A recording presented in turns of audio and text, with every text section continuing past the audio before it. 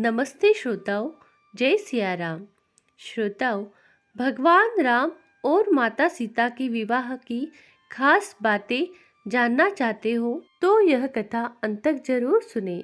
इस कथा में प्रभु श्री राम और माता सीता के विवाह की त्रेता युग की शुभ तिथि क्या थी और इस बार यानी 2023 को विवाह पंचमी का पर्व इस बार कब मनाया जाएगा, इसकी शुभ तिथि बताई गई है।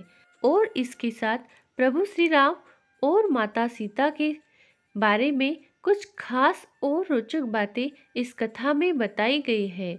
श्रोतागण, कथा श्रवण करने से पहले हमारे धन्वी वॉइस चैनल को सब्सक्राइब जरूर करें और हाँ, आपको अगली कथा पहुंच पाए इसलिए बेल आइकन वाला बटन भी जरूर दबाना।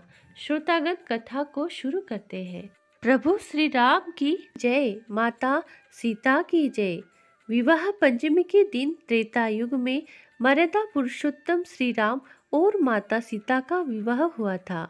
इस तिथि को विवाह पंचमी या श्री पंचमी के नाम से जाना जाता है। इस दिन कई जगहों पर भगवान राम और माता सीता का विवाहोत्सव आयोजित किया जाता है। आइए भगवान राम और माता सीता के विवाह के बारे में जानते हैं कुछ खास और रोचक बातें। श्रोताओं, मार्गशीर्ष मास के शुक्ल पक्ष की पंचमी तिथि को विवाह पंचमी का पर्व मनाया जाता है। इस बार यह शुभ तिथि 17 दिसंबर 2023 को दिन रविवार को है। विवाह पंचमी के दिन त्रेता युग में मर्यादा पुरुषोत्तम श्री राम और माता सीता का विवाह हुआ था। इस तिथि को विवाह पंचमी या श्री पंचमी के नाम से जाना जाता है। इस दिन कई जगहों पर भगवान राम और माता सीता का विवाहोत्सव आयोजित किया जाता है, लेकिन इस तिथि को कई माता पिता अपनी बेटी का विवाह इस तिथि को कराने से बचते हैं क्योंकि वह इस तिथि को अशुभ मानते हैं। पर मान्यता है कि इस दिन राम सीता के विवाह में शामिल होना या कथा सुनने से जीवन के कई दुख दूर हो जाते हैं। आइए जानते हैं भगवान राम और माता सीता के विवाह के बारे में कुछ खास बातें। श्रोतागण, राजा जनक ने शर्त रखी थी कि जो कोई भी भगवान शिव के धनुष पर प्रत्यंचा चढ़ा देगा वही देवी सीता का वर होगा। इस शर्त के पीछे वजह यह थी कि माता सीता ने बचपन में पूजा स्थल पर जब शिव धनुष को देखा था तब उन्होंने अकेले अपने बाएं हाथ से धनुष उठा लिया था। महाराज जनक ने जब इस अद्भुत दृश्य को देखा था तब उन्होंने रावण को भी स्वयंवर में शामिल किया था। माता सीता के स्वयंवर को लेकर एक रोचक तथ्य भी सुनने को मिलता है, लेकिन विशेषज्ञ इसको लेकर एक मत नहीं है। किंवदंती के अनुसार रावण भी माता सीता के स्वयंवर में शामिल हुआ था और वह तब तक विश्व विजेता बन चुका था। रावण को श्राप था कि वह अगर इच्छा के विरुद्ध जाकर किसी पराई स्त्री को छूने की कोशिश करेगा तो उसके सिर के 100 टुकड़े हो जाएंगे। तब वह राजा जनक की पुत्री सीता से विवाह करने पहुंचा, लेकिन वह शिव धनुष पर प्रत्यंचा नहीं चढ़ा पाया, जिस वजह से वह स्वयंवर से चला गया। विवाह के समय यह थी भगवान राम और माता सीता की उम्र। धार्मिक मान्यताओं के अनुसार देवी सीता और भगवान राम का जब विवाह हुआ था उस समय भगवान राम की उम्र केवल 13 वर्ष और माता सीता की उम्र केवल 6 साल बताई जाती है।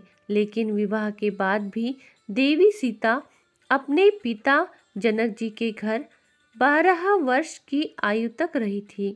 उसके बाद ही वह अयोध्या गई थी। हालांकि कई विद्वानों में भगवान राम और माता सीता की उम्र को लेकर मतांतरण है। भगवान राम और माता सीता के मिले थे 36 गुण। भगवान राम और माता सीता के विवाह की एक खास बात यह भी थी कि दोनों के कुंडली में पूरे 36 गुण मिले हुए थे।